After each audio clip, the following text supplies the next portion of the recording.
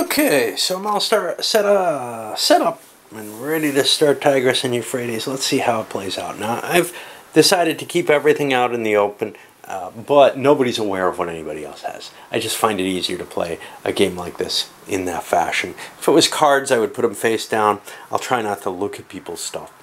But let's look at this guy, our bull.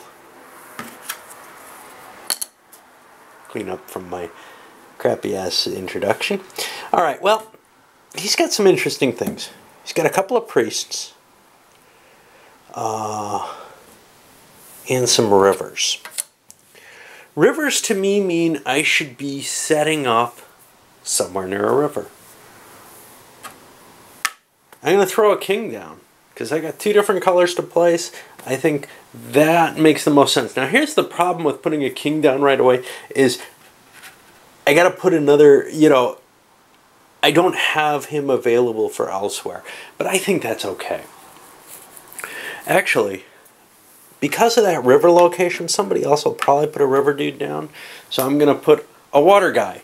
I don't know what he is. A big bad farmer. What's he supposed to be? I don't know. He's supposed to be a farmer. Great. Okay. Simple enough. So that's my first action. What do I want to do for my second? Hey, I want to score some points. What the hell? No reason to hold off.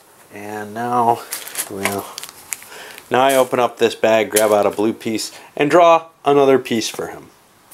And he drew himself a spare temple. Now, I don't know if there's any real strategies in this at this point. I feel like I have to kind of look and see. Well, this guy's got lots of black pieces. I think what he wants to do is put himself into a position. Now, he has no blue. Nothing else is restricted. Well, everywhere is kind of near a river. So I'm going to slap my dude down next to a temple. No cost to that. And I'm going to immediately drop a temple in play, grabbing myself a red cube. And again, a quick replenishment. This is just everybody kind of picking up, the stuff that they've got in their hands at this point. We're not really seeing much other than just, hey, slap down some pieces, score some points, get it while you can. Take a look at him. Lots of blue, lots of green. To me, this looks like a good location for him. Why are we placing blue? Well, again, the black, I think... See, I've got this problem where I don't know if I should be playing a black piece or I should be playing the specific pieces that I have. For him, the black seemed very advantageous because he's got a pile of black pieces in reserve.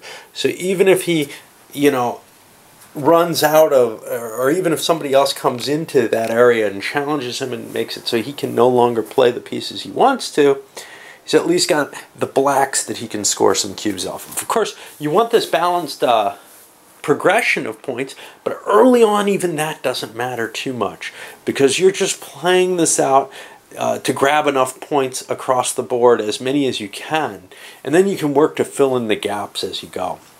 Let's look at this fellow. He probably wants to do the same kind of thing. He's got a lot of greens. Okay. Well, let's put that there. And what about mergers, Do I want to merge kingdoms or not? I don't know these things. This is kind of what I'm playing, is to investigate the game, take a look at it. I know the first time that I played it, I kind of stood stunned afterwards, not sure with what I just did. I'm going to do another round around because I think the decisions get more interesting now. Right now it's not the obvious, oh yeah, I'll just play the color I want. So now we go over to this guy, and he wants, well, does he want to capitalize on two quick blue pieces? Does he want to move towards another kingdom? I think he does, but maybe not, because he doesn't have a green piece here. Hard to tell.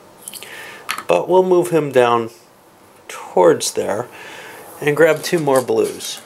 Any real desire for more blues? No, but I've got them in hand. I'm set up to score blues. I might as well. Now here's the thing. Connecting empires, and empires have to have rulers in them, or kingdoms or whatever, doesn't make sense. Like, I wouldn't want to start a little green kingdom here and then connect them, because one of my plays isn't going to score points for me at that point. You only score points off challenges there. So it's better for me to kind of build towards it and hook up to it, if need be. Alright, now we go to this guy, and what does he have on the board? He has this black on the board. You know, he's really interested in making his king very powerful.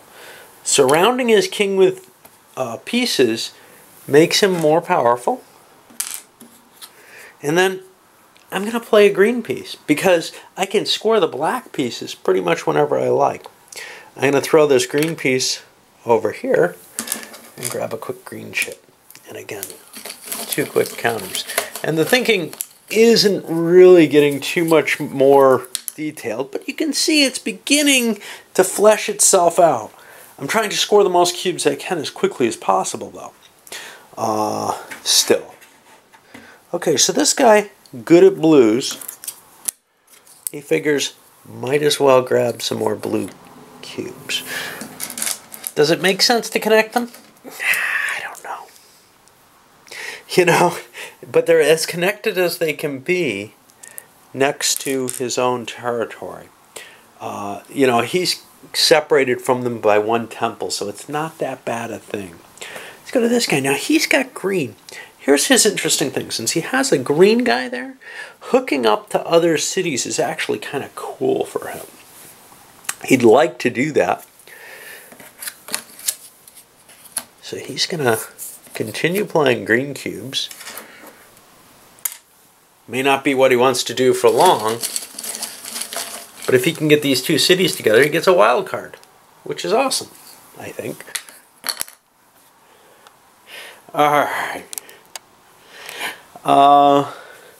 Let me go into less detail. I'll try to come in during sort of key decision points, what feel like them to me. Okay, so we had some shifts in policy already. The bull, who looks a lot like a donkey to me, in honesty, except he's got like a unicorn donkey. He made move over here to make a strong kingship with a couple of king spaces. Now, obviously, you might want to be out in the center where you can surround yourself with 4 red, because he's weaker than this nearby neighbor, and that actually may be a mistake there. He probably would have been better off kicking over here or over there. I don't know. Anyway, we have that. Part of the thing is, this guy added another red at this point and a green. He's just increasing the stuff that he can't score easily. And he's probably going to grab a blue as well. As long as his king can keep expanding his territory in other colors, hey, that's great being a king, right? Something like that. Okay. Now we're at the arrow. And the arrow's got an interesting situation. He's got a lot of green pieces. He wants to play a green dude. But the strongest place to play a green dude is over in this kingdom. So that's what he's going to do.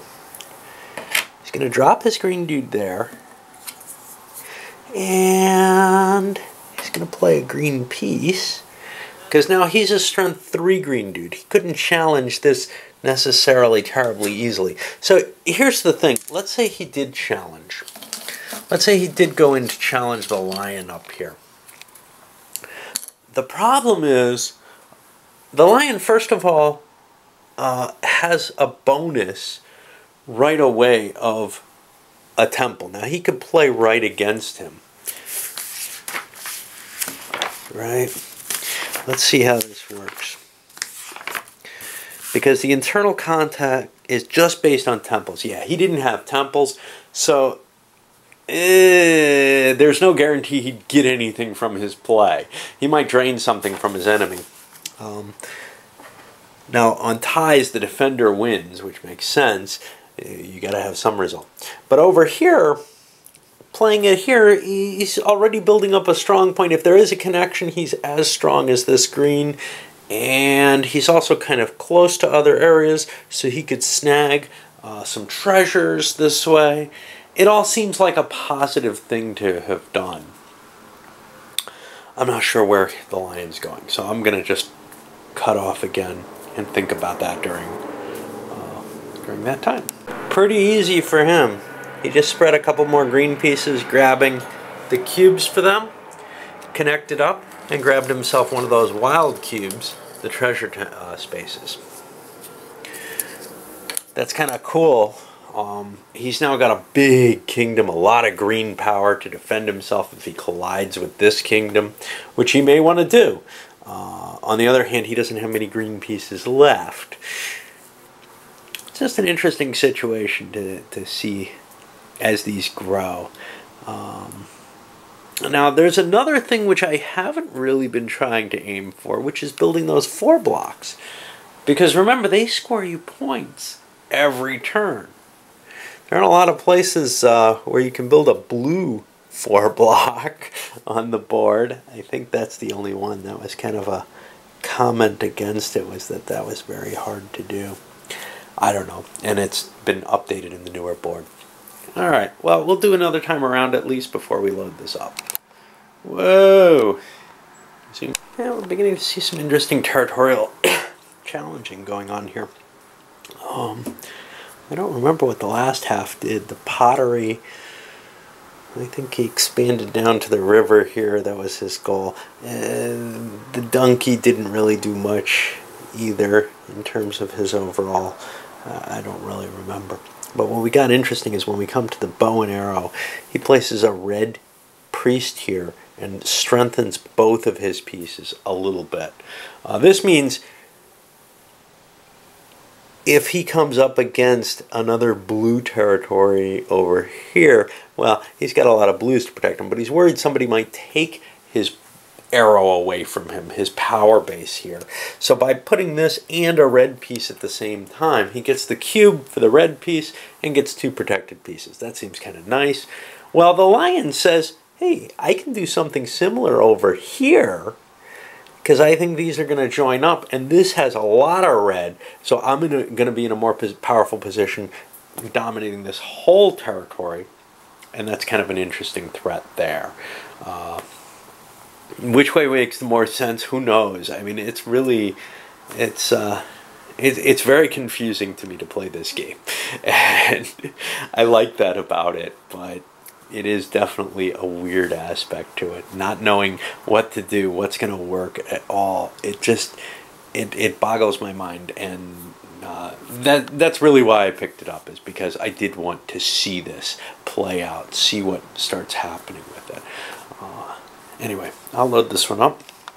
Those of you who are already very familiar with the game and know how to deal with it and know the strategies are probably just laughing at me now. Most of you probably aren't actually watching, so that's okay.